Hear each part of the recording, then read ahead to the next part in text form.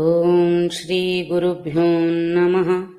శుక్లాంబరధరం విష్ణుం శశివర్ణం చతుర్భుజం ప్రసన్నవదనం ధ్యాయేత్ సర్వవిఘ్నోపశాంతయే. శాంతాకారం భుజగశయనం పద్మనాభం సురేశం విశ్వాధారం గగనసదృశం మేఘవర్ణం శుభాంగం లక్ష్మీకాంతం కమలనయనం యోగిభిర్ధ్యానగమ్యం వందే విష్ణుం భవభయహరం సర్వలోకైకనాథం. శ్రీ గురుభ్యో నమః. ఇప్పటివరకు ఆయన క్లాసెస్లో మనం 8 శ్లోకాలు చూసుకున్నామండి. నామార్థాలు తెలుసుకుంటూ ముందుకు వచ్చాం. ఇవాళ 9వ శ్లోకంలోకి ప్రవేశిస్తాం. ఈశ్వరో విక్రమీ ధన్వీ మేధావి విక్రమః క్రమః అనుత్తమో దురాధర్ష కృతజ్ఞః కృతిరాత్మవాన్. ఈశ్వరః విక్రమః ధన్వీ, విక్రమీ అండి ఇక్కడ. ఈశ్వరః విక్రమీ ధన్వీ మేధావి విక్రమః క్రమః అనుత్తమో దురాధర్షః. అనుత్తమో అన్నప్పుడు అనుత్తమః, దురాధర్షః కృతజ్ఞః కృతిరాత్మవాన్. ఇవి నామాలుగా చూసినట్లయితే మొదటి నామం ఈశ్వరః. ఈశుడు అన్నప్పుడు చాలాసార్లు మనకి ఇప్పటికి వచ్చిన నామాల్లో నాయకుడు, అధిపతి అని చెప్పే అర్థాలు తీసుకుంటూనే వస్తున్నాం. అలాంటి అర్థమే ఇక్కడ కూడా ఈశుడు అని మనం చెప్పుకున్నాం. ఒకరికి నాయకత్వం వహించాలన్నా, నాయకుడిగా ఎంచుకుని నియమించాలన్నా వారికి కొన్ని క్వాలిటీస్ ఉండాలి అని. కాబట్టి సృష్టికంతా ఈశ్వరుడు అని అన్నప్పుడు అంత శక్తిమంతుడు అయినప్పుడు మాత్రమే ఆయన ఈశ్వరుడు అని చెప్పబడతాడు. లేకపోతే చెప్పం కదా. ఏదన్నా ఒకటి లోపం ఉన్నా, ఏదన్నా కొంచెం కొరత ఉన్నా, అంత సామర్థ్యం కనిపించకపోయినా, ఏది తగ్గినా సరే ఆయన్ని నాయకుడు అని చెప్పుకోవడానికి కూడా అవకాశం ఉండదు. అందువల్ల సర్వశక్తిమంతుడు అని మరొక్కసారి ఈ నామం రుజువు చేస్తుంది అన్నమాట మనకి. అంటే ఎన్నిసార్లు చెప్పినా మళ్ళీ మళ్ళీ అదే అర్థం ఎందుకు వస్తుందా అంటే, అన్నిసార్లు మనకి నమ్మకం కలిగించడం కోసం ఆ పరమాత్మ తత్వం మీద మాటి మాటికి అలాంటి అర్థాలను స్ఫురిస్తున్న నామాలను కూడా మధ్య మధ్యలో, అంటే ఇన్ని చెప్తున్నాం, ఇన్ని రకాల గుణగణాలు చెప్పుకుంటున్నాం, భావాలు చెప్పుకుంటున్నాం, అసలైన విషయాన్ని మీరు మర్చిపోకూడదు అని మళ్ళీ మళ్ళీ తిరిగి మనకి గుర్తు చేయడం లాగా అన్నమాట. కాబట్టి శాసకకర్త, అన్నిటినీ శాసించేవాడు, సర్వశక్తిమంతుడు అయిన పరమాత్ముడు ఉన్నాడు. ఆయన ద్వారానే ఇదంతా జరుగుతుంది అనేది మరొక్కసారి మనల్ని గుర్తు చేసుకోవడానికి వచ్చిన మనం గుర్తు చేసుకోవడానికి వచ్చిన నామం ఈశ్వరః. అన్నిటికీ అధిపతి, అన్నిటినీ శాసించేవాడు, అలాగే సర్వశక్తిమంతుడు కూడా. శాసకకర్తగా ఉండాలంటే ఏదో అంటే ఇప్పుడు మనలాంటి వాళ్ళం అనుకోండి, ఎవరికి మాట ఉందో వారు నెగ్గుతారు, లేదా ఎవరికి డబ్బు ఉందో వారు నెగ్గుతారు. వాళ్ళ దగ్గర అన్ని క్వాలిటీస్ ఉన్నాయని చెప్పడానికి లేదు. వాళ్లకున్న ఏదో ఒక క్వాలిటీతోనే వాళ్ళు నెగ్గుకొస్తున్నారు. అది మంచిదైన విషయం అయితే కాదు. ప్రస్తుతం ఉన్న కాలంలో మనం చూసేది అదే. ఎవడైతే ధనవంతుడో వాడిని అందరూ ఆరాధిస్తారు, లేదా ఎవరైతే ఇంత నోరేసుకొని పడిపోతారో వాళ్ళ నోటికి భయపడైనా వాళ్ళు చెప్పిన మాట వింటారు. అలా అంటే ఒకరిని బెదిరించి, ఒకరి మీద అధికారం చలాయించి గొప్పతనం చూపించుకోవడం అనేది మన నైజం. అవన్నీ అవసరం లేకుండా ఆయనకున్న శక్తిమంతమైనటువంటి లక్షణంతోనే, ఆ లక్షణ స్వభావాలతోనే ఆయన ఈశుడుగా ఉన్నాడు. అది ఆయనకి మనకి తేడా అన్నమాట. మనకేమీ లేకపోయినా అజమాయిషి చలాయిస్తాం. ఆయనకి ఉన్నాయి కాబట్టి ఆయన నిజమైన రాజు లేదా నిజమైన నాయకుడు అని గుర్తిస్తాం. అంటే అలా ఉంటేనే మనం కూడా అలా అనిపించుకోవాలి అన్న ఎరుక మనకు రావాలన్నమాట. కాబట్టి ఈశ్వరః అంటే మనం గుర్తుపెట్టుకోవాల్సింది సర్వశక్తిమంతమైనటువంటి ఆ పరమాత్మ తత్వం. అదే ఈ సృష్టినంతా శాసిస్తూ అధిపతిగా ఉండి ఒక నియమానుసారంగా క్రమపద్ధతిలో, క్రమ పద్ధతిగా ఈ సృష్టి అంతా జరిగేలా చేస్తున్నాడు. కాబట్టి ఈశ్వరః. అలాగే విక్రమీ. మనకి పరాక్రమం అన్న విక్రమం అన్న ఏం చెప్తాం, రాజుల బలం అంటే ఒక రాజుకి లేదా ఒక వ్యక్తికి పరాక్రమవంతుడు అని చెప్పాలంటే ఎంతో బలశాలి అయ్యి వీరుడు శూరుడు ఇలాంటి వాళ్ళు అయినప్పుడు పరాక్రమవంతుడు అని చెప్పి చెప్తాం. అలాంటి అర్థాన్ని ఇస్తుంది విక్రమి కూడా, అంతే కదా. విక్రమార్కుడు రాజు గురించి మనం తెలుసు కదా చాలా, రాజా విక్రమార్కుడు. కాబట్టి అటువంటి బల పరాక్రమాలన్నీ, శూరత్వం, బలమైన సామర్థ్యం, ఇట్లాంటివన్నీ, పరాక్రమవంతం, ఇలాంటివన్నీ ఎవరికైతే ఉంటాయో వాళ్ళని విక్రములు అని మనం ఎలా అయితే చెప్తున్నామో అవన్నీ ఉన్న ఆయన కదా. ఆయన సృష్టిని ఎలా నడపాలో తెలిసి దానికి తగ్గ శక్తిని కలిగి ఉండి ఆ శక్తిని వినియోగించే సృష్టిని సృజన చేసి మరీ నడిపిస్తున్న తండ్రికి ఏమి లేనట్టు.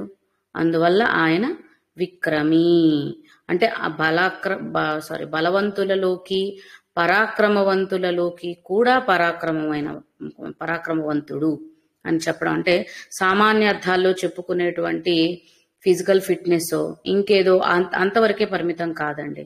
ఎందుకంటే ఇక్కడ ఆయన సంకల్ప మాత్రం చేతనే సృష్టిని రచించి సృష్టిని నడుపుతున్న వ్యక్తికి శారీరక దారుఢ్యం ఒక్కటే సరిపోతుందా? కాదు కదా.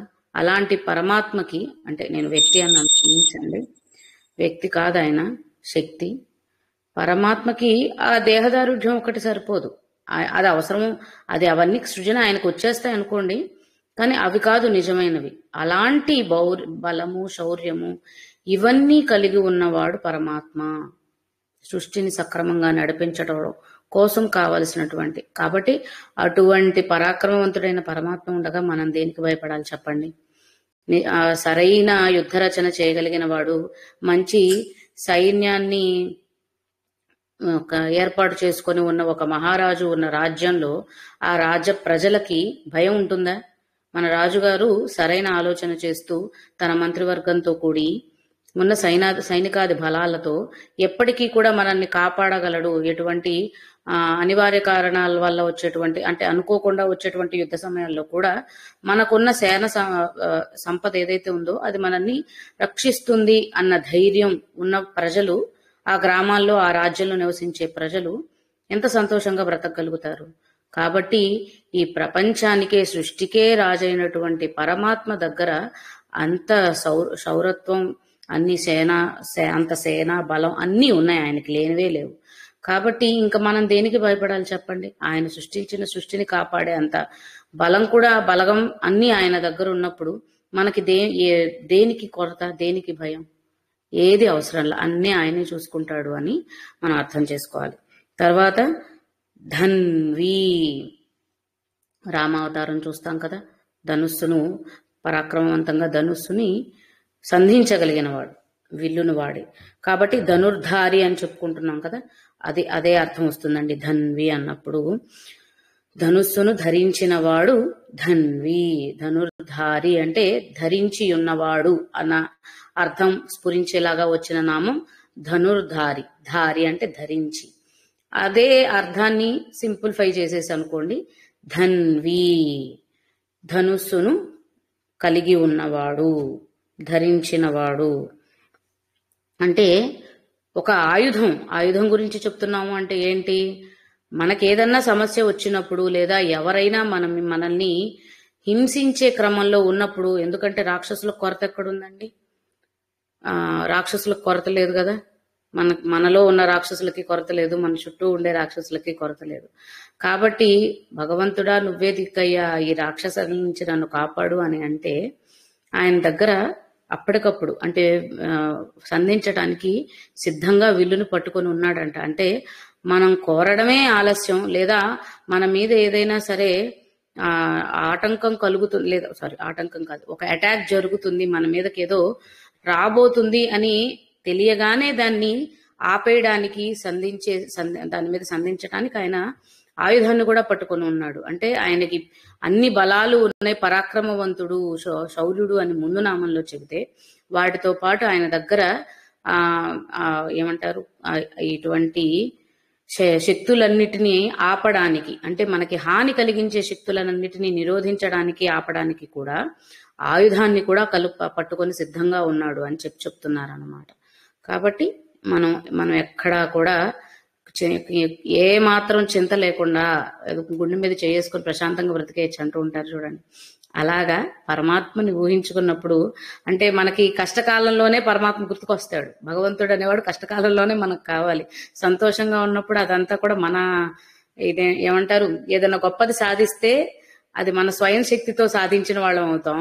కష్టాలు ఇబ్బందులు వస్తే మాత్రం దేవుడు నన్ను ఇబ్బంది పెట్టేస్తున్నాడు అని అంటాం. కాబట్టి కష్టాలు ఇబ్బందుల్లోనే దేవుణ్ణి స్మరించుకుంటాం. తిట్టుకున్నా నువ్వే కాపాడు అని స్మరించిన ఆ కష్టకాలంలో మనం ఆయన దగ్గరికి చేరుకుంటున్నాం. కాబట్టి అప్పుడే ఎక్కువ మనోధైర్యాన్ని మనకు కూడా ఇవ్వాలి. సంతోషంగా ఉన్నప్పుడు ఏముంది, దేన్నైనా మనం సాధించేయగలం అన్న ఒరవడిలో వెళ్ళిపోతూ ఉంటాం. కాబట్టి అప్పుడు మనకి మనోధైర్యాన్ని నింపాల్సిన అవసరం లేదు. మనం అప్పటికే ధైర్యంగా ఉన్నాం, బలంగా ఉన్నాం మానసికంగా. కానీ ఎప్పుడైతే కష్టం వచ్చినప్పుడు, ఒక పెద్ద ఆపత్తు వచ్చినప్పుడు మానసికంగా దిగులు పడిపోతూ ఉంటామో అప్పుడే మనకి ఓదార్పునిచ్చేవాళ్ళు, మనం చెయ్యి పట్టుకొని ముందుకు ధైర్యంగా నడిపేవాళ్ళు కావాలి.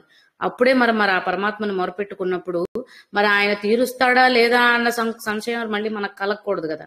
మన కష్టాల నుంచి మనల్ని బయటకు లాగుతాడా లేదా, మనకు వచ్చిన ఇంత పెద్ద ఆపద నుంచి మనల్ని రక్షిస్తాడా లేదా, లేదా ఈ బ్రహ్మరాక్షసుడి నుంచి మనల్ని కాపాడతాడా లేదా అన్న భయం మనకు వస్తే ఆ భయం కూడా నీకు అవసరం లేదు.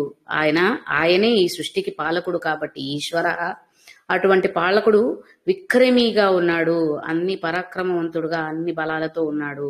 అలాగే ధనుర్ధారి అయి కూడా ఉన్నాడు, ధనుసును అంటే ఆయుధాన్ని కూడా ధరించి ఉన్నాడు. కాబట్టి మనం దేనికి కూడా ఇబ్బంది పడనవసరం, అంటే భయపడనవసరం అవసరం లేదు, సందేహం పడనవసరం లేదు అని ఇక్కడ మనం అర్థం చేసుకోవచ్చు అనమాట. అట్లాగే ఇంకా మేధావి. మేధావి అంటే ఏంటండి? అపరమేధావి అంటాం కదా. అంటే అపరిమితమైనటువంటి తెలివితేటలు, జ్ఞాన సంపద కలిగిన వాళ్ళని మేధావి అని అంటాం. కాబట్టి అంటే ఆయన తెలివితేటలకు కూడా లోటు లేదన్నమాట. అపరిమితమైనటువంటి అసాధారణమైనటువంటి మేధాశక్తి కలిగి ఉన్నాడు పరమాత్మ. కాబట్టి ఆయన యుక్తితో కూడా మనల్ని కాపాడగలడు. ఆయుధాలతోనూ శారీరక బలం ఉంది అంటే దారుఢ్యం, పరాక్రమవంతం అని చెప్పుకున్నప్పుడు అలాంటి నైపుణ్యంతోనే కాకుండా ఆయనకున్న అసాధారణమైన మేధాశక్తితో కూడా యుక్తులతో మనల్ని కాపాడగలడు. ఎన్నో అవతారాలు మనం పురాణ కథల్లో తెలుసుకున్నాం కదండి. ఆ యుక్తి ఉండబట్టే కదా ఇప్పుడు ప్రార్థించిన వాళ్ళకంటే ఒకరు ఏమంటే కఠినమైన దీక్షలు పాటిస్తూ తపస్సు చేస్తే, కఠోరమైన తపస్సు చేసిన భక్తులని వారు ఎలాంటి వారు అని చూడకుండా వారు అడిగిన వరాలన్నీ ఇస్తూనే అందులో చిన్న చిన్న మెలికలు పెట్టి ఆ మెలికలను వాడుకొని ఆయన అవతారం ఎత్తి వాళ్ళందరినీ కూడా సంహారం చేశాడు. అంటే యుక్తి కూడా పన్నాడు కదా. ఎప్పుడైతే వాడు భక్తుడు కాబట్టి వాళ్ళని ఉద్ధరించడం కోసము వాళ్ళు చేసిన తపస్సుకి మెచ్చి వరించాడు. అంటే వాళ్ళకి కావాల్సిన వరం ఇచ్చినప్పుడు కోపం రావచ్చు. ఏ వరం పడితే ఆ వరం ఎవరికి పడితే వాళ్ళకి ఇచ్చేసి ఈ సంకటాలన్నీ తీసుకొచ్చి పెడతావే స్వామి అని అనుకోవచ్చు. కానీ అది వాళ్ళ భక్తికి మెచ్చి, వాళ్ళ కఠోరమైన దీక్షకి, వాళ్ళ నిష్టకి, వాళ్ళు భక్తి శ్రద్ధలతో చేసిన ఆ పనికి, అంటే అటువంటి పని చేస్తున్న తర్వాత నామాల్లో వస్తుంది, అలాంటి వారిని ఎలా అయితే వరిస్తున్నాడో ఆ వరాన్ని ఇచ్చేటప్పుడు ఏదో ఒక మిలక పెడుతున్నారు కదా. భస్మాసురుడి దగ్గర నుంచి చూస్తూనే ఉన్నాం. రావణాసురుడైనా భస్మాసురుడైనా ఎంతో మంది రాక్షస సంహారం, వాళ్ళకి ఆయన ఇచ్చిన వరాలు ఉన్నాయి. హిరణ్యకశిపుడి దగ్గర నుంచి పరమాత్మ నుంచి పొందిన వరం ఉన్నప్పటికీ కూడా వారి అహంకారం చేత వాళ్ళకి ఎక్కడో ఒక చోట దిగజారిపోయే పరిస్థితి ఉంది. కాబట్టి అక్కడ ఆ యుక్తులను ఉపయోగించే తిరిగి వాళ్ళని సంహారం చేయడం కూడా జరిగింది. వీడియోలు ఆఫ్ చేసుకోండి, ఎవరు వీడియోలు ఆన్ చేయొద్దండి. కాబట్టి ఈ విధంగా ఆయన అపరిమితమైన మేధాశక్తి కూడా కలిగి ఉన్నవాడు అనేసి మనం మేధావి అన్న నామం దగ్గర గ్రహించవచ్చు.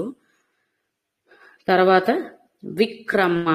ఇందాక విక్రమి అన్నప్పుడు ఆయన పరాక్రమవంతుడు అని అర్థం చేసుకున్నాం కదా. ఇక్కడ ఏం చెప్తున్నారు అంటే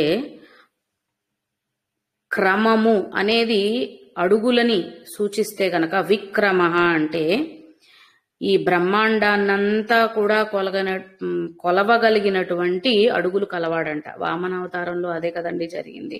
3 అడుగులు అన్నాడు, 3 అడుగులతో మట్టు పెట్టేశాడు. కాబట్టి అలాంటి అడుగులు వేయగలిగిన వాడు. విక్రమః, బ్రహ్మాండాన్ని సైతం కొలవగలిగినంత. మరి 3 అడుగుల్లో ముల్లోకాలని ఏమంటాడు, ఆక్రమించగలిగాడు కదండి ఆయన వామన రూపంలో ఉన్నప్పటికీ.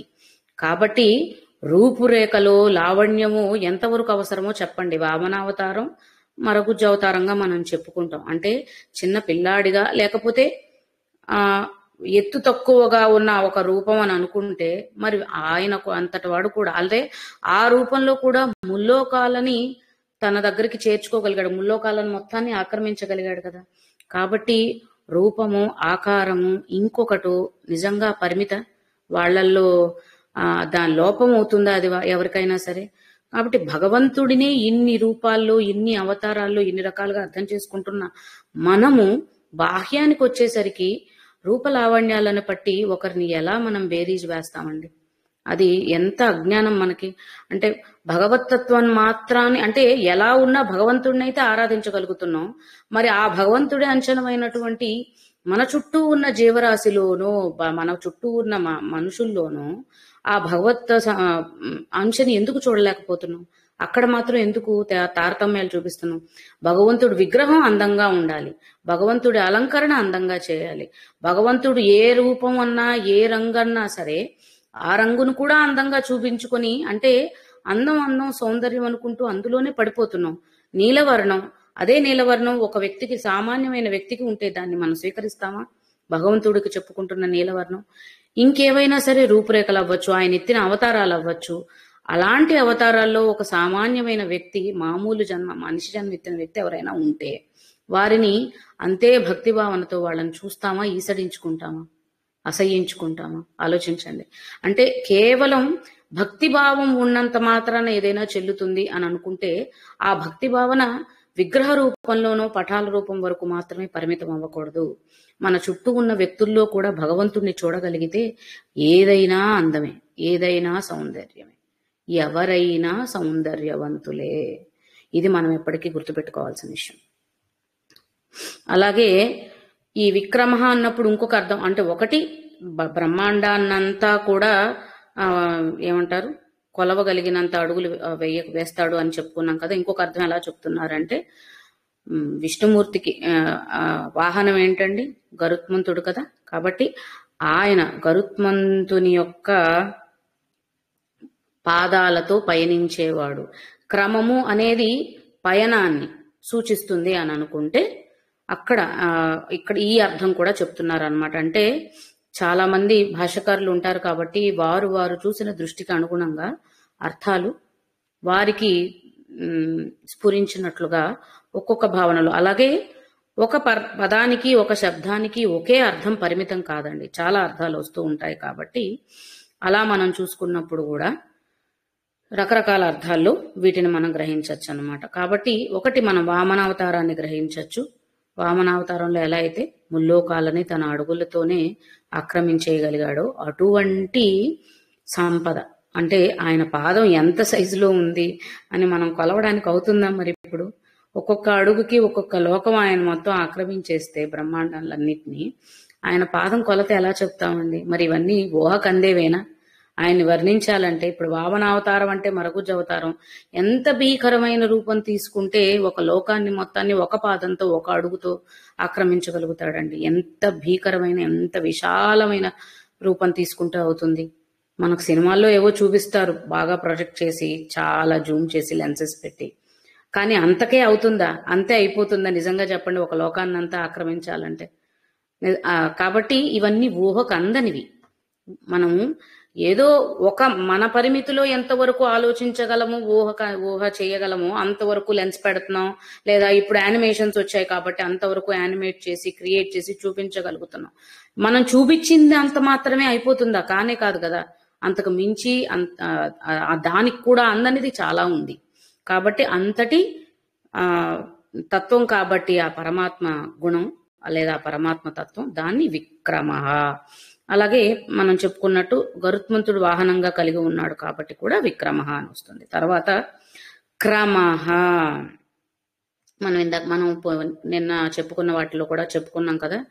ఆయన నాయకుడుగా ఉన్నాడు, ఈశుడుగా, ఈశానః అంటే ఈశుడుగా ఉన్నాడు అంటే సృష్టి నియామకం చేసిన తరువాత, అంటే సృష్టిని సృజించిన తరువాత అన్ని విభాగాలను నియమించి ఆ నియామకాల్లో కూడా మళ్ళీ ఎవరు ఏ పని ఎప్పుడు చేయాలి, ఎలా చేయాలి, ఎంతవరకు చేయాలి, ఎంత చేయాలి, ఇలాంటివన్నీ కూడా నిర్దేశించి దానికి తగ్గ వారిని ఎంచి లేదా దానికి తగ్గ వారిని సృష్టించి ఆ విభాగానికి వారిని నాయకులుగా పెట్టి ఇంత సృష్టిని నడిపిస్తున్నాడు ఒక క్రమ పద్ధతిలో, ఒక డిసిప్లినరీ మేనర్ అంటారు కదండి, అలాంటి క్రమశిక్షణ క్రమ పద్ధతి భగవంతుడే ఇచ్చేశాడు ఆల్రెడీ.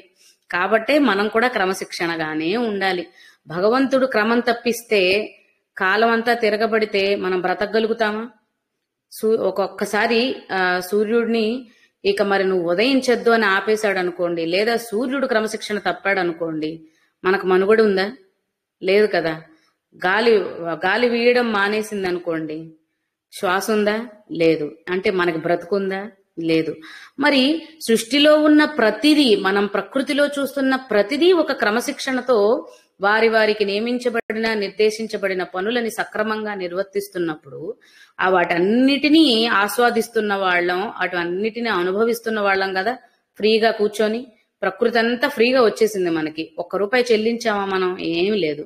మరి అంత ఫ్రీగా దొరికిన దాన్ని వాళ్ళు ఒక డిసిప్లినరీగా వర్క్ చేస్తూ మనకు అందిస్తున్న దాన్ని ఆస్వాదించటానికి, అనుభవించటానికి అయితే ముందుకు వస్తున్నాం. దాన్ని కాపాడేటప్పుడు కూడా ఆలోచించడం, అది క్రమశిక్షణగా మనం ఉండాలి.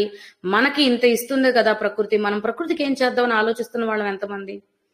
లేదా కనీసం సరే అది కూడా ఆలోచించట్లు, తీసుకుంటున్న దానికి గౌరవం లేదు, దాన్ని తీసుకుని అనుభవించడం వల్ల పొందుతున్న దాన్ని గుర్తిస్తున్నది లేదు. ఇప్పుడు అలాంటి వాళ్ళని అడగండి, చలికాలం వస్తే మా పరిస్థితి, సూర్య భగవాను చూసే అదృష్టానికి కూడా నోచుకోవట్లేదు. మేము ఎంత మిస్ అవుతున్నాం అంటే, అది మనతో ఉన్నంత వరకు కూడా దాని విలువ తెలియదు, అది పోయినప్పుడు దాన్ని చాలా మిస్ అవుతూ ఉంటాం అన్నట్లు. ప్రతిరోజు సూర్య భగవాను కనీసం ఒక్కసారి మనస్ఫూర్తిగా చూడగలిగిన వాళ్ళం ఎంతమంది? చంద్రోదయం జరుగుతుంది, పున్నమి వెన్నెలను మాత్రం ఆస్వాదిద్దాం అనుకుంటున్నాం, అది కూడా కుదురుతుందో లేదో తెలియట్లేదు అందరికీ. ఏదన్నా ప్రత్యేకంగా ఈ పౌర్ణమి మంచిది, ఇన్నేళ్ల తర్వాత వచ్చింది, ఈ పున్నమి చంద్రుడు ఈ రంగులో ఉన్నాడంటే ఈ మధ్య కొంచెం అందరూ వెళ్ళి చూస్తున్నారు. పాపం అలా అన్నా సరే ఆయన చూస్తున్నా. అంటే మనకి ప్రకృతి ఇంత కనిపిస్తున్నా, ఇంత ఇస్తున్నా దాన్ని తీసుకోవడము రావట్లా. అది ఎందుకుందో తెలుసుకోవడం ఒక్కసారి మనం అక్కడ ప్రశ్నించుకుంటే చాలండి. ఎక్కడికో వెళ్ళక్కర్లేదు, ఏదో పెద్ద సాధనలకు కూడా వెళ్ళట్లేదు. ఇంత ప్రకృతి మన చుట్టుపక్కన ఉంది. ఏ ప్రమేయంతో, ఏ ఆధారంతో ఆ ప్రకృతి అంతా ఇంత పద్ధతిగా క్రమపద్ధతిలో నడుస్తుంది. దాన్ని చూసి కూడా మనం నేర్చుకోవాల్సినవి చాలా ఉంటాయి కదండి. మనం ఎందుకు ఆ క్రమశిక్షణ లేకుండా? ఇప్పుడు కాలంలో అయితే ఇంకా చాలా మారిపోయింది. ఒకప్పుడన్నా సరే వాళ్ళు చదువుకోలేదు, వాళ్ళది మెట్ట వేదాంతం అని అనుకున్నాం, కానీ వాళ్ళు పాటించినవి సరైన విధి విధానాలు, మనవి కాదు. మనం ముందుకు వెళుతున్నాం అనుకుంటున్నాం, కానీ మనం వెళ్తుంది వెనక్కండి. మనం పైకి ఎక్కట్లేదు, మన జీవన విధానం ఎదగట్లేదు, దిగజారుతున్నాం. అది మనం తెలుసుకున్న నాడు, గుర్తించిన నాడు, అప్పటి నుంచైనా సరే మళ్ళీ పురోగతి కోసం ప్రయత్నిస్తే మనం బాగుపడతాం. మనం ఎవరినో బాగు చేస్తాం అనేది లేకపోయినా మనం బాగుపడతాం అన్నమాట. కాబట్టి అంతటి క్రమ పద్ధతిగా సృష్టిని నియామకం చేసి దాన్ని నడిపిస్తున్నవాడు కాబట్టి క్రమః. అలాగే క్రమము అంటే ఇందాక చలనము, పయనము ఇలాంటి అర్థాలు కూడా చెప్పుకున్నాం. కాబట్టి సకల జీవరాశి యందు కూడా చలిస్తున్న ప్రాణశక్తి ఆయనే అన్న అర్థంలో కూడా క్రమః అనేది తీసుకోవచ్చు. అలాగే కొలమానం లేనివాడు అని చెప్పుకుంటున్నాం కాబట్టి అసమానుడు, సామాన్యమైనది కాదు, అసమానమైన శక్తి స్వరూపం కాబట్టి కూడా క్రమః అన్న శబ్దం మనం చూడొచ్చు అన్నమాట. తర్వాత అనుత్తమః, ఉత్తమమైనది అని. ఉత్తమము అంటే మనకు తెలుసు కదా, ఉన్నతమైనది అని. అనుత్తమము అంటే అంతకంటే గొప్పదట. ఉత్తమమైనది అంటే సర్వోత్కృష్టమైన దాన్నే ఉత్తమమైనది అని చెప్తాం. ఆ ఉత్తమమైన దానికంటే గొప్పదైనది ఏదైతే ఉందో అది పరమాత్మతత్వం. కాబట్టి ఆయన అనుత్తమః, ఉత్తముడైన వాళ్ళలో కంటే కూడా ఉత్తముడు అని చెప్పడం అన్నమాట. తర్వాత దురాధర్షః, అన్నిటికంటే ఉత్తమమైన వాడు అని చెప్పుకున్నాం కదా, అదే అర్థానికి కొనసాగింపుగా దురాధర్ష అంటే గంభీరమైన వాడంట, తనని ఎదిరించే శక్తి మరొకటి లేనటువంటి వాడంట. ఉత్తమమైన దానిలోకెల్లా ఉత్తముడైన వాడైనప్పుడు, ఆయనని మించి ఇంకొకటి లేనప్పుడు, ఆయనని నిరోధించే శక్తో ఆయనని గెలిచే శక్తి కూడా ఇంకొకటి ఉండదు కదా. కాబట్టి తనని ఎదిరించేటువంటి మరొక శక్తి లేనటువంటి వాడు, గంభీరమైన వాడు పరమాత్మ అని చెప్తున్నారు. తర్వాత కృతజ్ఞ. కృతజ్ఞత అంటే ఏంటండి? మనకి ఎవరన్నా ఏదన్నా సహాయం చేస్తే, మనకి ఎవరైనా ఏదైనా మంచి చేస్తే వాళ్ళ మీద మనకి ఉండవలసిన ఒక భావం కృతజ్ఞత, అంతే కదా. కాబట్టి పరమాత్మ కృతజ్ఞుడంట.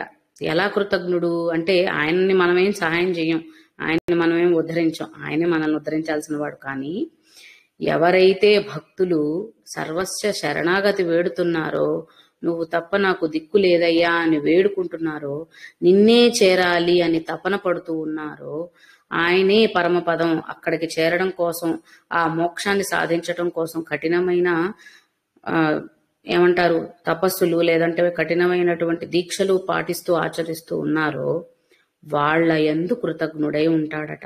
నా కోసమే కదా వీళ్ళు పరితపిస్తుంది, మరి వీళ్ళని నేనే చూసుకోవాలి అని వాళ్ళ యందు బద్ధుడై కృతజ్ఞుడై ఉంటాడట పరమాత్మ.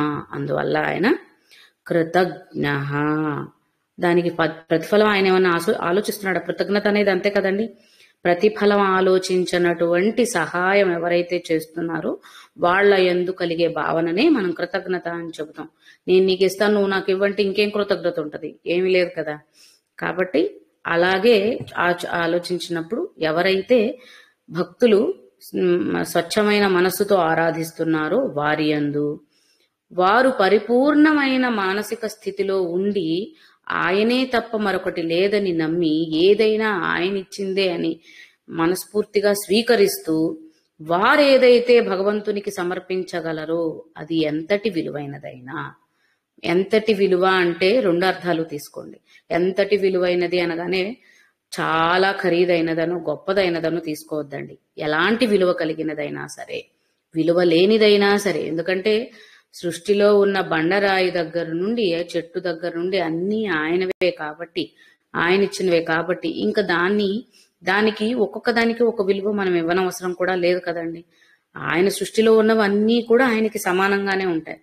కాబట్టి విలువైనదా విలువ లేనిదా అనేది మనలాంటి అజ్ఞానులకు మాత్రమే ఆ కొలతలు ఇవి చూసుకుంటాం. ఆయనకు అవి లేవు కాబట్టి పత్రం పుష్పం ఫలంతోయం యోమే గచ్చ మనకి ఉంది కదా భగవద్గీత శ్లోకం. పత్రమైన పుష్పమైన ఫలమైన ఏదైనా సరే నాకు సమర్పిస్తే మనస్ఫూర్తిగా, నీరైనా ఒక ఉద్ధరుడి నీళ్ళైనా చాలండి, అలాంటి వారికి ఎప్పుడూ కూడా నేను బద్ధుడినై ఉంటాను అని అక్కడ కూడా పరమాత్మ చెప్పాడు. అదే భావం ఇక్కడ కృతజ్ఞ అన్న నామంలో కూడా. కాబట్టి వారు ఇవ్వగలిగినది, వారికి తోచినది, మనస్ఫూర్తిగా వాళ్ళు ఆ పరమాత్మని నమ్మి ఇస్తున్నారో అటువంటి వారి యందు కృతజ్ఞుడై ఉండేవాడు. అలాగే ఇంకొక అర్థం కూడా ఏం చెప్తున్నాడంటే, మనమన్నీ కర్మజన్మలను ముందు నుంచి అనుకుంటున్నాం కాబట్టి మన పాప పుణ్య చిట్టాలన్నీ కూడా ఆయన దగ్గరే ఉంటాయి కదా. ఉన్నంత మాత్రాన వీడు పాపాలు ఎక్కువ చేశాడు, వీడు పాపాత్ముడు, వీడు నాశనం అయిపోవాలని చెప్పేసి అంటాడా పరమాత్మ? అనడు కదా. దుర్మార్గుడైనా సాధు పుంగవుడైనా ఎవరైనా సరే ఆయనకి ఒకటే. కాబట్టి ఆయన బిడ్డల పాపపుణ్యాల గురించి అన్ని తెలిసినప్పటికీ వారి యందు, వారి భక్తి యందు బద్ధుడై ఉంటాడు. కాబట్టి కృతజ్ఞ. తర్వాత కృతిరాత్మవాన్ అనుకున్నాం కదండి. కృతిహి ఆత్మవాన్ రెండు నామాలు అన్నమాట. కృతిహి అని అన్నప్పుడు కృత్ అంటే మనం భూతకృత్ అన్న నామంలో కూడా తెలుసుకున్నాం కదా. దాన్ని చేసేవాడు, కర్మ చేసేవాడు అని, కారకుడు అని అర్థం చేసుకునేటప్పుడు అంటే సర్వభూత కోటిని సృజించి వాటికి ప్రాణం పోసి మన లోకంలోకి తీసుకొస్తుంది, సృష్టిలో చేస్తుంది ఆయన కాబట్టి. అలాగే ఇక్కడ ఏమంటున్నాడంటే కృతిహి అని అన్నప్పుడు అదే అర్థంలాగా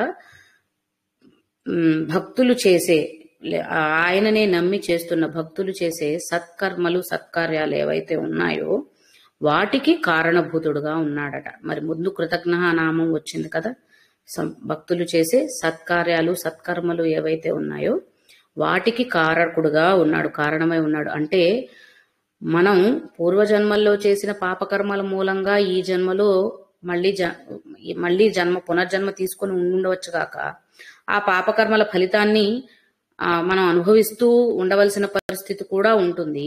అయినప్పటికీ అవి అనుభవిస్తూ కూడా ఎవరైతే భగవంతుని ఎరుక కలిగి ఉంటారో వారు ఎప్పుడైతే ఈ సత్కర్మలు చేస్తూ భగవతత్వాన్ని పొందాలన్న తపనలో ఉంటున్నారో వారి చేత, అంటే వారు దారి తప్పకుండా నన్ను ఎరిగారు కదా, నన్ను తెలుసుకున్నారు, నా దగ్గరికే రావాలనుకున్నారు, తెలుసుకున్నారు కాబట్టి ఆ మార్గంలో ప్రయాణిస్తున్నారు కాబట్టి ఇక మీరు మళ్ళీ తప్పుదారిలోకి వెళ్లకుండా వేరే దుర్మార్గమైన ఆలోచనలో మనల్ని మళ్ళీ దిగజార్చేటువంటి పనులు ఏవీ చేయకుండా సత్కర్మలు సన్మార్గములు మాత్రమే ఎంచుకుని అటువైపు మాత్రమే నడిచే విధంగా చేస్తాడు అని చెప్పడం కృతి. కృతి చేయడం అంటే ఏంటండి, మనకి సంగీత పరంగా వాడతారు కదా, కృతి చేశారా అన్నది. అంటే ఆ స్వరాన్ని సరిగ్గా కూర్చడం, సమకూర్చడం అన్న అర్థంలో కదా. సరైన కృతి ఉన్నప్పుడే గీతం అందంగా ఉంటుంది. కాబట్టి అలాగా ఇలా అంటే మన జీవితాలని కృతి చేస్తున్నాడు. మనం గనక శరణాగతి, సర్వస్వ శరణాగతి వేడగలిగితే మన జీవితాన్ని కృతి చేసేవాడు ఆయనే. తర్వాత ఆత్మవాన్, ఆత్మస్వరూపుడు అనేది ఒక అర్థం వచ్చేస్తుంది మనకి.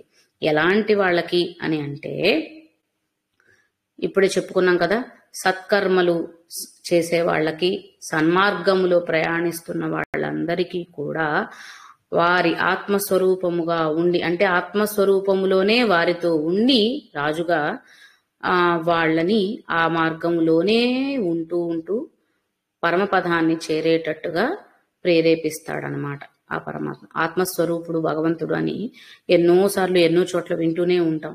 ఆ ఆత్మస్వరూపం ఎలాగా అనేది ఎప్పుడు బోధపడుతుంది, మనకు అర్థమవుతుందా?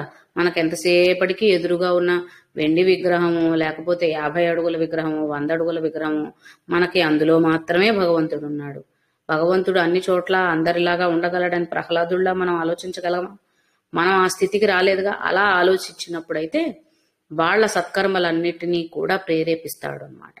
కాబట్టి అలాంటి భక్తి తత్వాన్ని, అలాంటి నమ్మకాన్ని పరమాత్మ మీద మనమందరం పెంచుకోవాలి.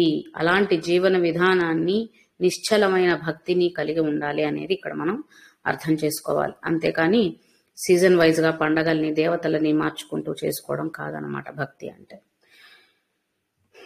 తర్వాత శ్లోకంలోకి వెళ్దాం. సురేష శరణం శర్మ విశ్వరేత ప్రజాభవ అహ సంవత్సరో వ్యాల ప్రత్యయ సర్వదర్శన. సురేష శరణం శర్మ విశ్వరేతా ప్రజాభవ అహః సంవత్సరః వ్యాలః ప్రత్యయః సర్వదర్శనః. సురేషః, సురేషః అనగానే అర్థమయ్యేది సురులకు ఈశుడు, అంటే దేవతలకు నాయకుడు అనేది నామార్థంగా మనం చూడగానే అర్థం చేసుకునే ఒక విషయం. దేవతలు అంటే వారు ఒక వేరే డిపార్ట్మెంట్ ఉన్నారు, వాళ్ళు దేవతలు, అది అంతవరకు ఒప్పుకుందాం. అంటే మరి ఇప్పుడు మనకి అగ్నిదేవుడు, వాయుదేవుడు, వరుణదేవుడు వీళ్ళందరూ చెప్పుకున్నాం కదా, బ్రహ్మ విష్ణు మహేశ్వరులు, కుబేరుడు, ఇంతమంది దేవతలను అన్ని లోకాలకి చెప్పుకుంటున్నాం కాబట్టి ఆ డిపార్ట్మెంట్ ఉంది, వాళ్ళకి నాయకుడుగా ఆయన ఉన్నాడు అనేది ఒక అర్థంలో తీసేసుకుందాం. అది కాక ఇంకొక అర్థం ఏంటి, ఇప్పుడు మనం ఇక్కడ ముందు దాకా భక్తుల గురించి, భక్త పరాయణత్వం గురించి చెప్పుకుంటూ వచ్చినప్పుడు అదే అర్థాన్ని ఇక్కడ కూడా మనం క్యారీ ఫార్వర్డ్ చేసుకుంటూ వచ్చినట్లయితే నిజమైన భక్తులు ఎవరైతే ఉన్నారో ఆ భక్తుల యొక్క కోరికలు తీర్చటానికి ముందుగా నిలబడి ఉంటాడట. నిజమైన భక్తులు ఎవరైతే ఉన్నారో, నిజమైన పరమాత్మను గుర్తిస్తున్న వారు ఎవరైతే ఉన్నారో వారి కోరికలు తీర్చటానికంటే, కోరికలంటే ఏముంటాయండి వారికి? నిజమైన భక్తులకు ఉండే కోరిక ఒకటే కదా, ఆయన్ని చేరడం. దానికోసం ఏం చేయాలనేదే వాళ్ళకు ఉంటుంది తాపత్రయం అంతా కూడా. కాబట్టి అటువంటి వారిని, వారి కోరికలన్నీ తీర్చటానికి, వారు అడిగిందల్లా ఇవ్వడానికి మొట్టమొదటగా నిలబడి ఉంటాడట. కాబట్టి చూడండి, నేను మీకు కావలసినవన్నీ చూసుకుంటాను, మీరు అడిగినవన్నీ ఇస్తాను, మీకేం కావాలో అన్నీ నాకు తెలుసు, మీకు అసలు ఏ లోటు లేకుండా చూసుకుంటున్నాను, మిమ్మల్ని జాగ్రత్తగా సృజించి కాపాడుతూ నేను చూస్తున్నాను అని ఇన్ని రకాలుగా భగవంతుడు చెప్తున్నాడు అన్నమాట మనకి. కానీ ఎంత చెప్పినా సరే మనకు ఎక్కుతుందా? క్లాస్ అయిపోగానే మళ్ళీ మొత్తం మారిపోతుంది. కాబట్టి అది సురేశాయన నామాల్లోకి వచ్చేసరికి సురేశాయ నమః అని వస్తుంది. సురేశ అన్నప్పుడు అర్థం అలా అన్నమాట. సురులకు ఈశుడు, భక్తుల కోరికలు తీర్చే వాళ్ళల్లో ప్రప్రథమముడు. ఇలా మన అర్థాలు తీసుకోవచ్చు అన్నమాట. తర్వాత శరణం, సర్వస్వ శరణాగతి వేడితే వాళ్ళని వదిలిపెట్టడు, వాళ్ళని పట్టుకునే ఉంటాడని చెప్పుకుంటూనే ఉన్నాం కదా. కాబట్టి అదే అర్థం. శరణం అంటే తనని శరణుజొచ్చిన వారిని ఎప్పటికీ వదలకుండా కాపాడుతూ ఉండేవాడు. ఆర్తిగా ఎవరైతే రక్షించయ్యా, నీ దగ్గరికి చేర్చుకోయా అని ఆర్తితో అడుగుతారో అలాంటి వారినందరినీ కూడా దగ్గరుండి చూసుకుని, అంటే ఎప్పటికీ తనతోనే ఉంచుకునేవాడు, శరణుజొచ్చిన వారిని ఏమంటాడు అనుగ్రహించేవాడు అని శరణం అన్న నామంలో చెప్పుకుంటున్నాం. తర్వాత శర్మ. శర్మ అన్నప్పుడు రెండు అర్థాలు చెప్తున్నారండి.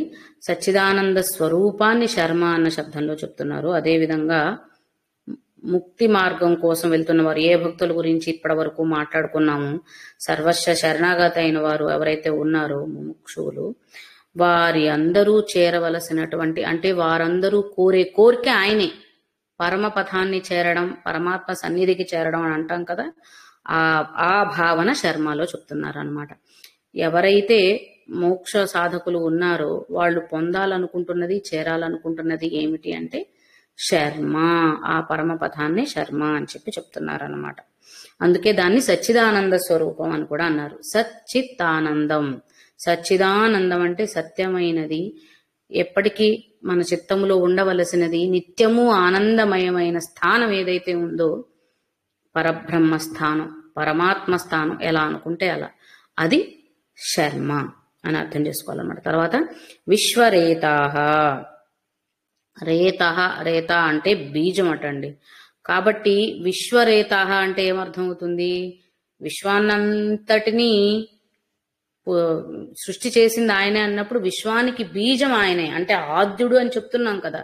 బీజం ఆయనే, ఆయన బీజం కాబట్టే అంటే మూల కారణం. విత్తు లేనిదే చెట్టు రాదు కదా, విత్తే మొక్క అవుతుంది, తర్వాత మహావృక్షం అవుతుంది.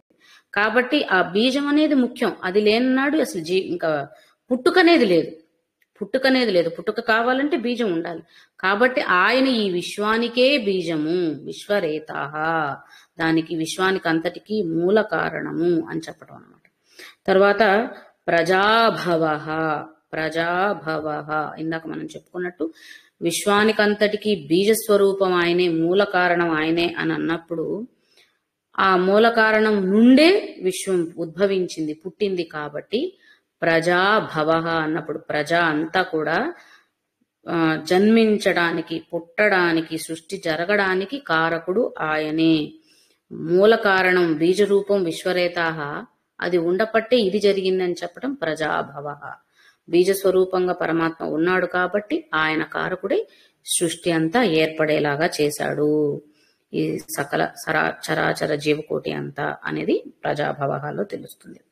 తర్వాత అహహ. అహం అంటే నేను అన్న అర్థం అండి. సంస్కృతంలో అహం అంటే నేను, కాబట్టి అహహ అంటే అదే అర్థం వస్తుంది. ఎందుకు అంటే నేను అంటే ఏ నేను? మీలో ఉన్న నేనా, నాలో ఉన్న నేనా? ఎక్కడైనా నేను అనేది ఒకటే. ఆ నేననేది వేరు అని బాహ్యంగా మనం భావిస్తున్నాం, కానీ ఆంతరంగికంగా ఉన్నది ఒకటే, పరమాత్మ.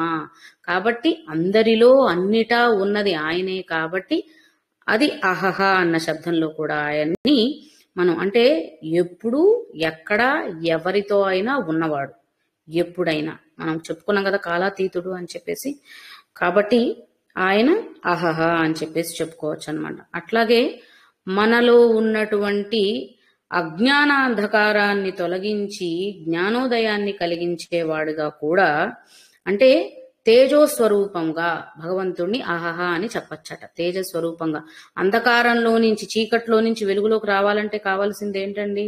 వెలుతురే కదా కావాలి, టార్చ్ లైట్ కావాలి చీకట్లో మనం నడవాలంటే, లేదా ఒక దీపం వెలిగించగలగాలి. ఆ దీపపు జ్యోతే మన అంధకారాన్ని ఖండించేసి తొలగించేసి మనకి వెలుగులు ప్రసాదిస్తుంది.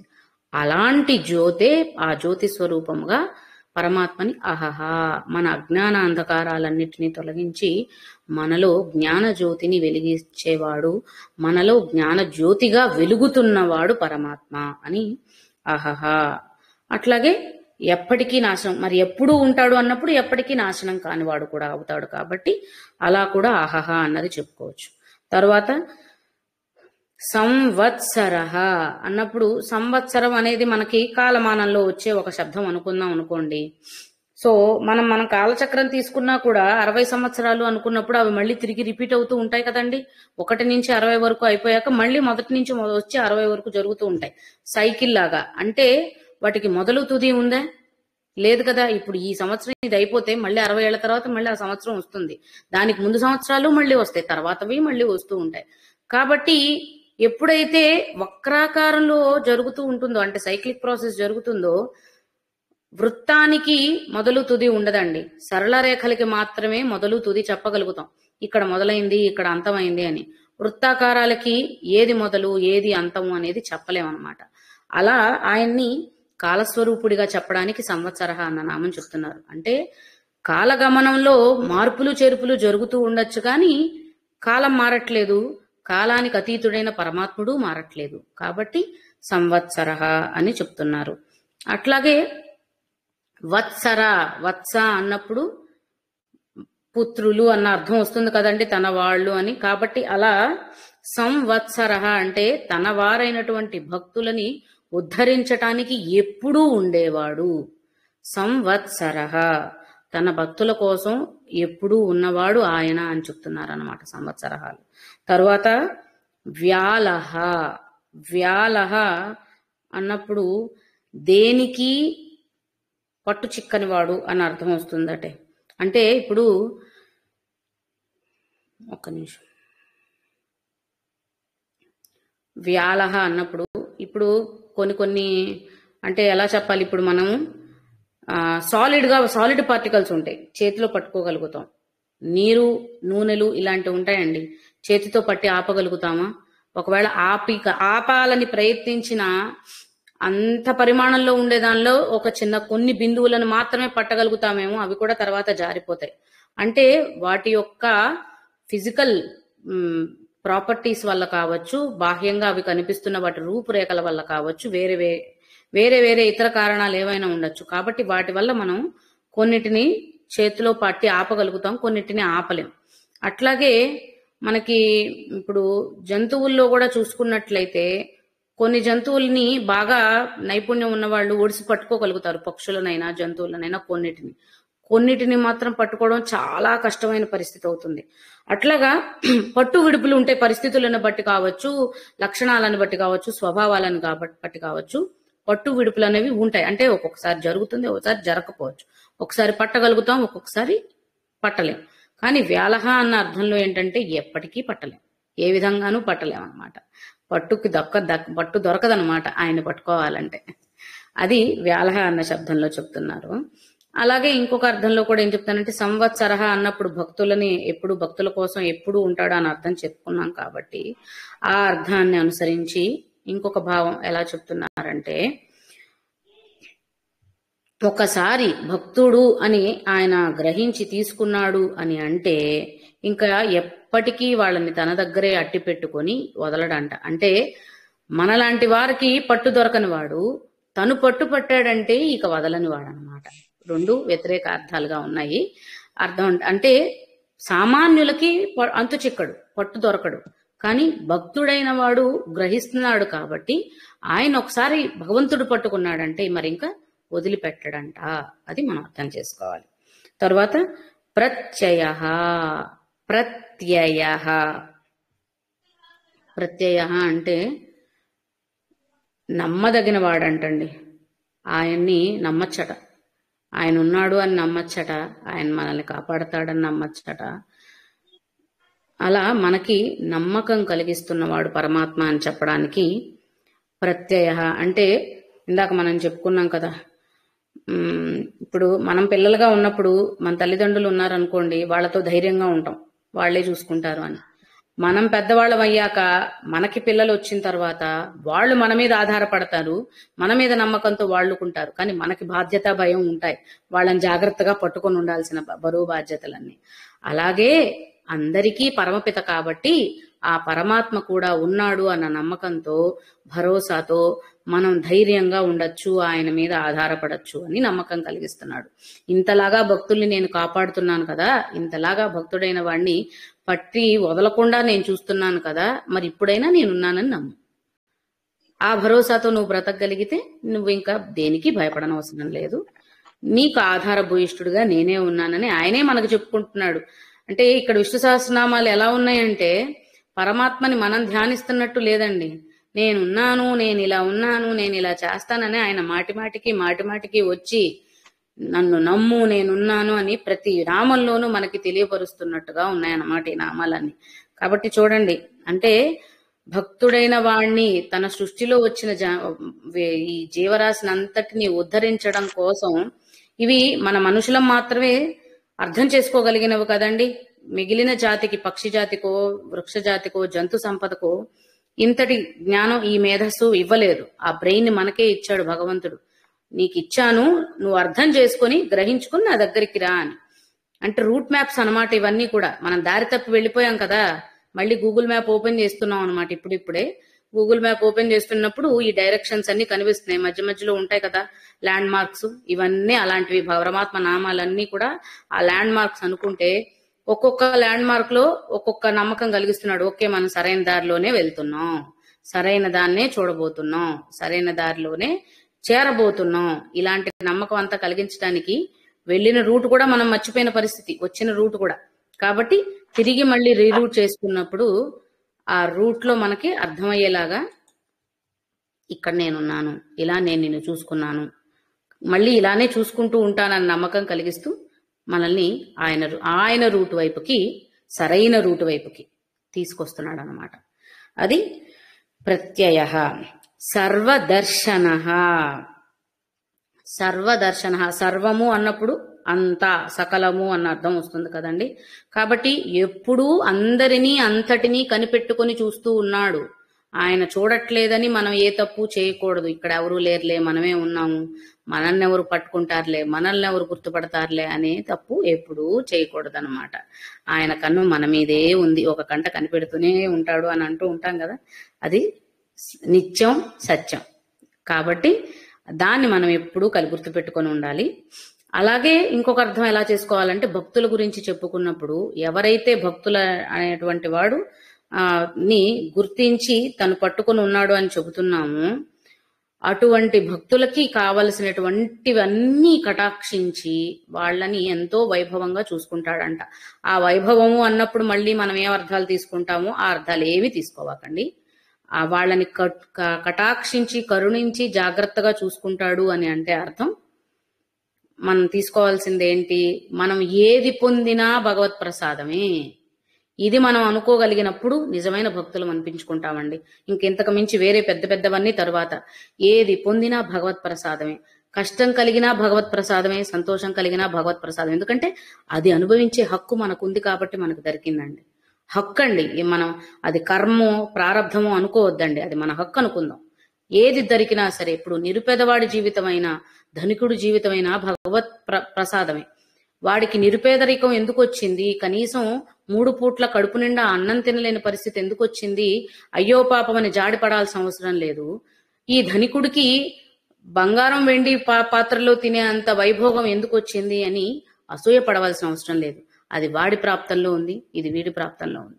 రెండూ కూడా భగవత్ ప్రాప్తమే, రెండూ కూడా భగవత్ ప్రసాదమే అనుకున్నాడు. కాబట్టి కుచేలుడికి ఆ తరువాత అంతటి వైభోగాన్ని భగవంతుడే అందించాడు. ఆయన అందుకోకుండా, అంటే ఆయన అనుభవిస్తున్న దాన్ని దూషించిన, ఎందుకు నాకు ఈ కర్మ, ఎందుకు నాకు ఈ దరిద్రం అని బాధపడినా ఆయనకి అంతటి సహచర్యం, భగవంతుడి సహచర్యం దొరికేదా? కానే కాదు కదా. కాబట్టి ఎవరం ఏది పొందాము, ఎవరికి ఏది దొరికిందో అదే వారిది, అది వారిది మాత్రమే అండి, అది వారిది మాత్రమే. ఇప్పుడు నిరుపేదవాడికి ఆ పేదరికం వచ్చిందన్నా, లేకపోతే వాడికి సరైన ఆహారం దొరకట్లేదన్నా మనం అక్కడ ఏం గమనించాలి అంటే అతను మాత్రమే. అంటే సహాయం చేయగలిగి ఉండి మానవ హృదయంతో సహాయం చేసేటప్పుడు పరిస్థితి వేరండి, దాని గురించి మాట్లాడట్లేదు. అది తప్పకుండా చేయాలి కూడా. మానవీయ గుణాలు కూడా మనిషిలో పెంపొందించాలి. వాడికి భగవంతుడు ఇచ్చిందని మనం ఎందుకు కాదనాలని తన్నేసుకొని పక్కకు రాకూడదు. నీకు ఇవ్వగలిగిన గుణం కూడా ఇచ్చాడు కదా, మరి నీకు ఇవ్వగలిగిన అవకాశం. ఇప్పుడు ఒక ధనవంతుడు పేదవాడు పక్క పక్కన ఉన్నప్పుడు వీడికి ఇవ్వగలిగినంత ధనం ఉంది, వాడికి కోరగలిగినంత పేదరికం ఉంది. వాడు కోరడం తప్పు కాదు, కోరాడని వాడిని దూషించద్దు. ఇవ్వాల్సి వస్తుందని లేదా ఇస్తున్నావని నువ్వు వాడి మీద అజమాయిషీ చలాయించద్దు, లేదా ఇవ్వాల్సి వస్తుందని వంకలు చెప్పద్దు. ఇచ్చే అవకాశం నీకిచ్చాడు, తీసుకునే అవకాశం తనకిచ్చాడు. అంటే ఇచ్చే చేయి గొప్పది కాదు, తీసుకునే చేయి తక్కువ కాదు. ఈ సమభావన మనిషిలో రావడమే నిజమైన, ఇది మానవత్వ సూచన, అంతే కదా. ఈ సమభావన ఎప్పుడైతే వస్తుందో నిజమైన మానవీయ కోణం మనిషిలో వచ్చినట్టు. అలాంటి మానవీయ కోణం సంఘంలో ఎంత అవసరం అంటే, సాంఘికంగా మనిషి బ్రతుకుతున్నప్పుడు ఇటువంటి లక్షణాలు స్వభావాలతో ఉండగలిగితే ఇవే కదండి మంచి కర్మలంటే. ఇలాంటి కర్మలు చేసి భగవత్ ప్రాప్తి పొందుతాం. ఇంకా ప్రత్యేకంగా ఏం కావాలి? మన సాటి వ్యక్తిని అవసరమైనప్పుడు సహాయం చేయగలగడం, లేదా కష్టంలో ఉన్నప్పుడు ఆదుకోగలగడం కంటే మించిన మానవత్వం ఇంకొకటి ఉంటుందా?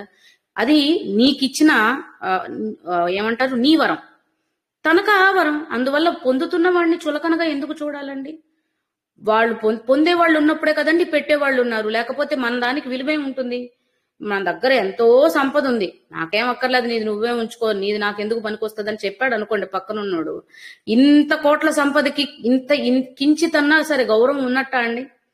అంటే ఎప్పుడు అదే నిరుపేద అంత కఠిన దరిద్రంలో ఉండి కూడా మనం ఇస్తున్న దాన్ని వాళ్ళు స్వీకరించకుండా నాకు ఇది అవసరమైందే కాదు అని తిప్పి పంపితే అంతకంటే అవమానకరమైనది, విలువ లేనిది ఇంకొకటి ఏమన్నా ఉంటుందా? కాబట్టి ఇచ్చేవాడు తీసుకునేవాడు ఇద్దరు సమానమే. ఎవరు ఎక్కువ కాదు, ఎవరు తక్కువ కాదు అన్న సమభావన మనకు కావాలి. అందుకనే సర్వదర్శన. ఎవరు ఎంత ఇస్తున్నారు? ఇప్పుడు అక్కర్లేని చోట్ల ఎంతెంతో పెట్టేస్తారండి. కొంచెం అంటే ఇప్పుడు మనం చేసుకునే సామాన్య పూజలే అనుకుందాం. మనం ఏ బంతి పువ్వులతో చేసినా, వేరే ఇంకొక పువ్వుతో చేసినా అదే పూజ, ఫలితంలో మార్పేమి రాదండి. దానికోసం మనం దేశ విదేశాల నుంచి పువ్వులు తెప్పించి పూజ చేసి అర్చన చేసి గొప్పలు చూపించుకోవాల్సిన అవసరమే లేదు. అది మనం ఇక్కడ చూపిస్తున్నాం, ఆయన చూడట్లేదు, ఆయనకు అలా అది అవసరమే లేదు. అంతా చేసిన పూజలో నిజంగా ఒక్క సెకనైనా సరే సరైన భక్తి తత్వంతోనే మనం పూజ చేశామా లేదా? భగవంతుడు అది మాత్రమే చూస్తాడు. బాహ్యానికి మనమే చూసుకుంటాం, వాళ్ళు అంత ఖరీదైన పూజ చేశారు, అంత విలువైన వస్తువులతో భగవంతుడిని అర్చించారు, లేదంటే ఇంకా ఖరీదైన వస్తువులు వాళ్ళ మందిరంలో పెట్టుకున్నారు, లేకపోతే గుళ్ళో ఇంత పెద్ద పెద్ద అలంకరణలు చేశారు. ఇవన్నీ అవసరం లేదండి భగవంతుడికి. ఆ అలంకరణ వెనకాల నిజంగా మనస్ఫూర్తిగా నువ్వు నన్ను నమ్మి నన్ను అలంకరించావా లేదా? చూసుంటారు కదా, ఇదివరకు న్యూస్ లో ఒకసారి వచ్చింది, ఎవరో ఒక విదేశీ అంటే భారతీయురాలే విదేశాల్లో ఉన్న ఆవిడ భక్తురాలు తిరుమల గుడి మొత్తం అలంకరించడం కోసం పూలంగి సేవ, మరి దాన్ని ఏమంటారో నాకు తెలీదు, దేశ విదేశాల నుంచి కోట్లు పెట్టి పూలు తీసుకొచ్చి అలంకరణ చేయిస్తే అరగంట కూడా ఉంచలేదని తీసేసిందని చెప్పి న్యూస్ లో వచ్చేసారు టెంపుల్ వాళ్ళు. అంటే దాని తర్వాత సేవకు కావాల్సిన అలంకరణ చేసేసుకున్నారట ఆవిడ. ఈ అలంకరణ అంతా తెప్పించి నిజంగా అవసరమా అండి అన్ని కోట్లు పెట్టి దేవాలయం అంతా అలంకరించాల్సిన అవసరం? దేవుడి మాన్యం చాలానే ఉంది కదా. నిన్ను అడిగారు ఎవరన్నా అది చెయ్యమని? నీ ఆనందం కోసం, అంటే నా దగ్గర ఇంత ఉందని చూపించుకోవడం కోసం చేసినట్టే కదండి అది. అట్లాంటివి ఎన్ని చేస్తున్నాం, ఎంత చేస్తున్నాం. ఈ మధ్య మరీ ఎక్కువైపోయింది అసలు. ప్రతి పూజ అనగానే సరే 100 మంది 1000 మంది అక్కడ పూజలో కనీసం పూజ చేస్తున్న 10 నిమిషాలు అరగంట కూడా భగవంతుడి మీద దృష్టి పెట్టరు, ఏకాగ్రత చూపించరు, ఒక్క మంత్రం మనస్ఫూర్తిగా వినరు, లేదా పురాణ కథలు ఏమన్నా చెప్తుంటే అందులో మంచి గ్రహించరు. ఎంతసేపటికి కట్టుకున్న పట్టు చీరల్లో అందంగా ఉన్నాయా లేదా, వచ్చిన వాళ్ళందరికీ వచ్చి ఇవ్వాల్సిన వస్తువుల మీద అవన్నీ సర్దామా లేదా, వచ్చిన వాళ్ళందరూ పలకరించారా లేదా, ఎవరన్నా మిస్ అయ్యారా, ఇవే ఆలోచిస్తున్నాం తప్ప చేస్తున్న దాని మీద మాత్రం శ్రద్ధ పెట్టట్లా. అటువంటి శ్రద్ధాభక్తి లేనప్పుడు 100 మంది ఉంటే ఏమిటి, 1000 మంది ఉంటే ఏమిటి? అది లేనప్పుడు ఇవన్నీ కూడా వేస్ట్, వృధా కదండి. కాబట్టి ఇవన్నీ భగవంతుడు చూస్తున్నాడు, అందుకే సర్వదర్శన. ఆయన చూస్తున్నాడు, ఆయన ఏం చేయాలో ఆయన చేసేస్తాడు.